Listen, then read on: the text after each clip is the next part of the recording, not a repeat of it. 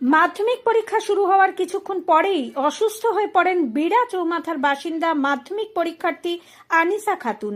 তারপরেই তৎপরতার সঙ্গে সেই ছাত্রীকে নিয়ে আসা হয় শব্দলপুর স্বাস্থ্য কেন্দ্রে।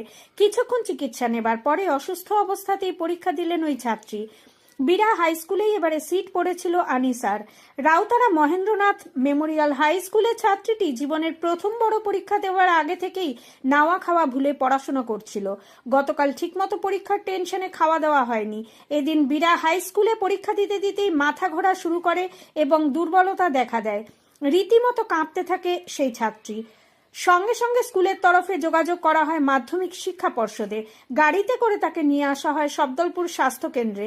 সেখানে কিছুক্ষণ চিকিৎসা নেবার পরে উঠে বসে আনিসা এবং প্রবল মনের জোরে বেডে বসেই পরীক্ষা দিতে দেখা যায় এই গুরুতর অসুস্থ ছাত্রীকে। আনিসার এই মানসিক দৃঢ়তাকে সেলুট জানিয়েছেন স্থানীয় বেড়াবেড়ি গ্রাম পঞ্চায়েতের উপপ্রধান শহীদুল হক এবং স্থানীয় বাসিন্দারা। সকলেই ছুটে আসেন এর সহযোগিতার জন্য। হাই স্কুল থেকেই দুজন শিক্ষক শিক্ষিকা আসেন, তারাও সহযোগিতা করেন।